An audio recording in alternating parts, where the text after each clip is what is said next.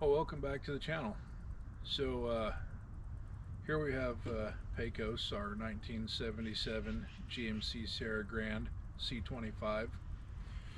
I know the C10s are wildly popular, but we're working with the 3/4 ton. So Santa Fe tan, Willow green. And I've never seen these two colors until I bought this truck on a square body. But anyway, that doesn't make it rare or common. It just makes it unique. So anyhow, what we're working on today is we need to reroute the fuel line, because the older GM rigs, they had the issue with vapor locking when the heat gets to the fuel, and the fuel and stuff is boiling inside the lines before it reaches the carburetor, and oftentimes that's heat from the pump. Now the thing is they had a couple of different fuel systems for these trucks. Now this truck was not built for California, and you can tell that by the way that the fuel pump is. Now I don't have that particular fuel pump, and I'll explain that to you here shortly. There's no fuel return on this. I've got two lines: supply from the tank to the pump, that's one line, and then I have from the pump to the carburetor. And so what happens is the fuel stays in there and it doesn't get redirected back to the tank via a return line. Now you could put a Corvette style fuel filter on that has a return, and you could probably get under the truck here and hook a hose up to the tank vent, but the fuel tank is also not set up for a return with its current sending unit configuration. So if your fuel pump has two ports on it, your sending unit probably likely has two ports also. So it's not a super big deal. You can get, if you want to keep it carbureted, you can leave it the way it is and you can reroute your fuel line. Anyway, now if you've got three, then you've got a pump with a return on it, and your sending unit probably is set up the same way. And what we're going to do is we are going to put a Holley Sniper Stealth 4150 flange carburetor, or fuel injection system on this. So they sell a retro style pump, and you can put that in your fuel tank, which is the best option, because you got fresh fuel and the pump's not going to get hot as it would with an end frame. So I don't know which way we're going to go with that yet. I haven't decided if I'm just going to do an end frame fuel pump, because I do have dual tanks, and I could run theoretically the 87 fuel tank selector switch, which is set up for fuel injection, and it has the return ports. But Holley also makes a fuel tank selector switch that you can wire right into this, that's set up with the return ports. In any case, we're going to have a sending unit that's got a fuel return to return the fuel back to the tank it's drawing from, because you don't want to draw from one and return to a different one, because the one that it's returning to is going to overflow. Big safety hazard. More importantly than safety is it's going to cost you a crap ton of money, especially with today's gas prices. So let me get you in here, and I'm going to show you what the current system is, and then we're going to figure out how we're going to route it around to get it away. Alright, so that line right under my finger is your supply from your tank, and that one right there is coming from the pump up the face of the motor right back here, and it comes out underneath this alternator bracket to your fuel filter into your carb intake here. Now the problem that we're having is these are right on top of the filter, and this line, you can't even get a sheet of paper in there. So here's your heater core lines, and the issue is the heat is soaking up into the fuel and causing a vapor lock. Now I have a stick of steel fuel line, but I don't want to put that in, so we got an air gap right there. I don't really want to bend up a fuel line and reroute it that way, because we're going to fuel inject it. So I'm thinking what I'm going to do is snip this metal fuel line off, and down here somewhere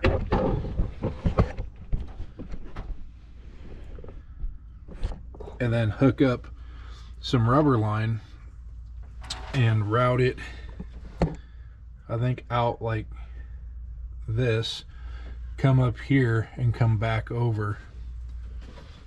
I'm not entirely sure yet, but one thing you can do to see how it's going to work, especially if you're wanting to do bend your own steel line, is get you a pack of rebar tie wire. Super easy, and it behaves in a manner that you can twist it and bend it around like this. Now I got a 25-foot roll. This is like 56 bucks at Napa. Get you some good hose clamps. If you wanted to bend your own, you can get this fuel line. It's 3/8, and it comes with both ends already flared, and you get your fitting, 2 fittings, one facing each direction. Get you a tubing bender, super easy. Start by getting the fuel lines off.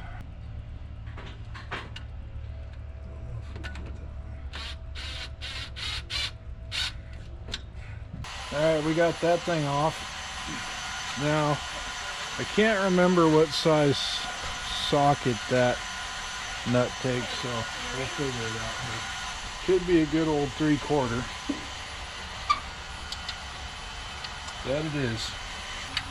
Now this is just a banjo fitting, and there is a couple of crush washers in there.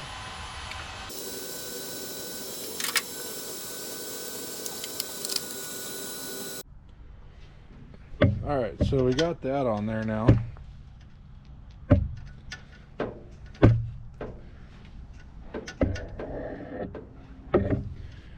So what we're going to want to do is, I think we're going to run her up over, well, this stuff can tuck down here ish. But I think what we're going to do is we're going to run her out this way, get her off some engine heat. We're going to try this out. We're going to route it this way, just like you see it. And we're going to cut it here, and we're going to put a new filter in. So real quick, I want to show you something on these filters. Here's your brand new filter.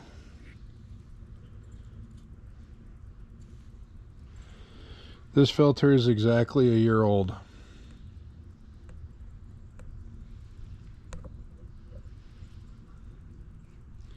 Now all the dirt and stuff you see like this is on the outside. But see how bad this thing looks? And I think that's from heat. So actually I know it is, because if you look at the top here, it's all warped. It's heat warped. So I know for sure we were having major vapor lock issues, and you can tell that by the way that is. So we're going to cut this line right here, put this in, and it says right there 2 carbs, so you know the direction of flow. Or do I?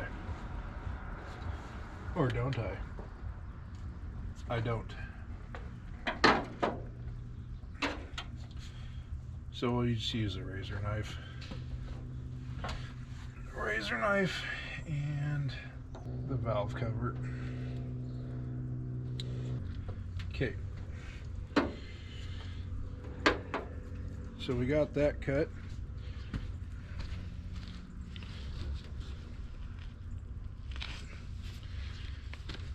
Save on some money here.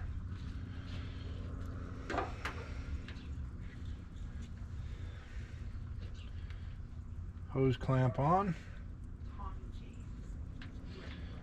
Fuel filter in.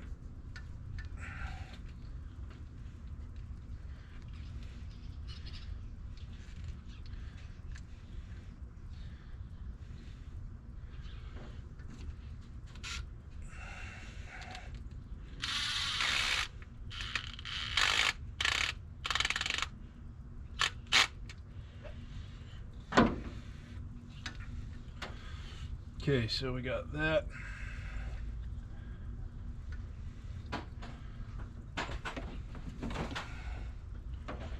And now what we're gonna do is we are going to put that on.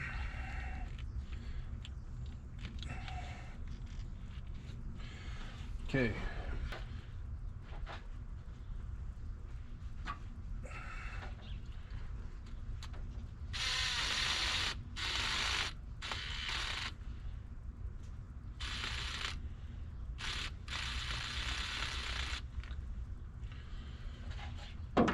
Now I like to have my clamps facing the same direction.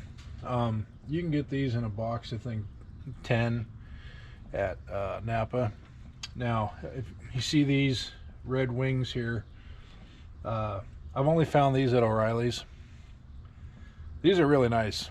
They're a little expensive. I think you get like a box of 4 or 6 depending on what size.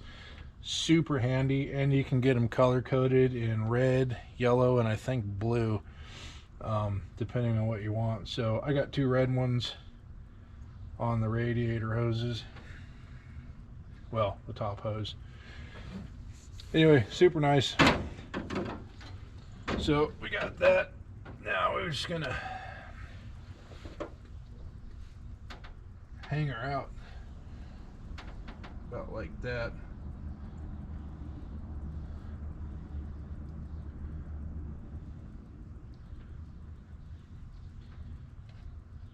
Make sure that's going the right way.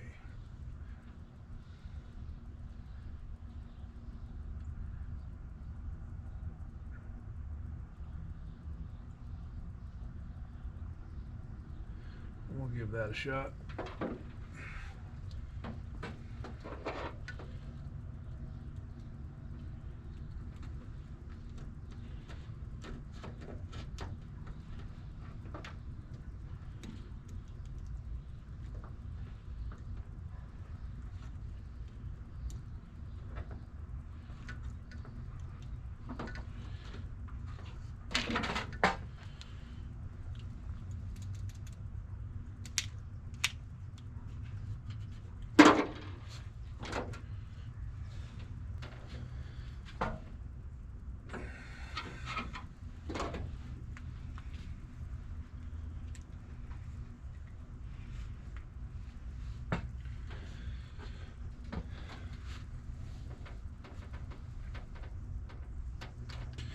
All right.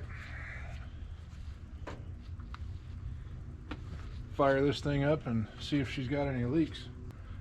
All right, now you guys tell me if you see any leaks.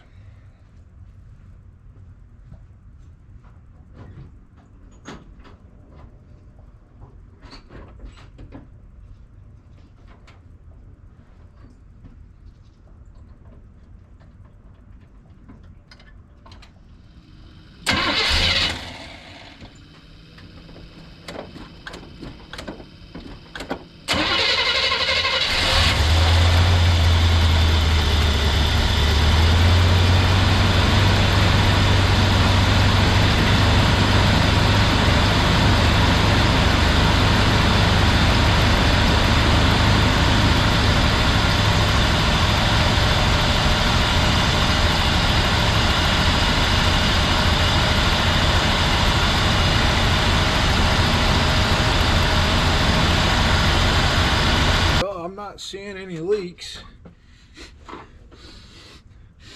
I don't smell any fresh gas, so I'm gonna say she's probably all right. We do want to check down here.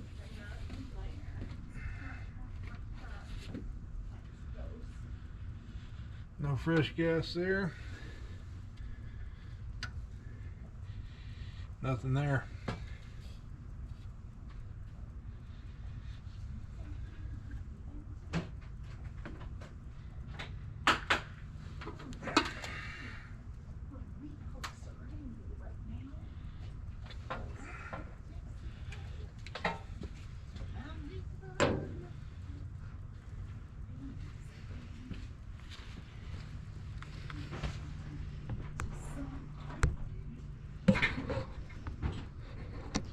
Alright, so super simple, easy fix. You can do it for a few dollars. You don't need nothing fancy. You just need a screwdriver, some hose, and some new clamps if your old ones are in bad shape. If your clamps are in good shape, you can reuse them, but putting new clamps on is cheap insurance. I went with the old clamps that I had only because they're 6 months to a year old. So double check your work, make sure you don't have anything leaking whatsoever, because you don't want to be at a traffic light and your truck burns to the ground. You know what I'm saying? That would just be all bad. But that's how you can do it for just a few dollars in basically rubber fuel line. Using steel line is actually quite a bit cheaper.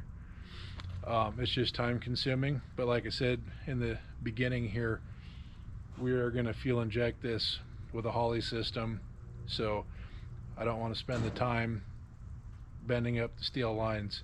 So we're going to cruise this around and see how this fix works, and if it works out great, we'll leave it the way it is, and if she's still doing a vapor lock thing, we'll put a phenolic spacer under the carb, see if that helps, and if not, we'll go back to the drawing board and do another rerouting on the fuel system. So I'm Brandon, this is Midnight Customs. Hit that subscribe button, drop me a comment down below. We'll see you next time. Thanks for watching.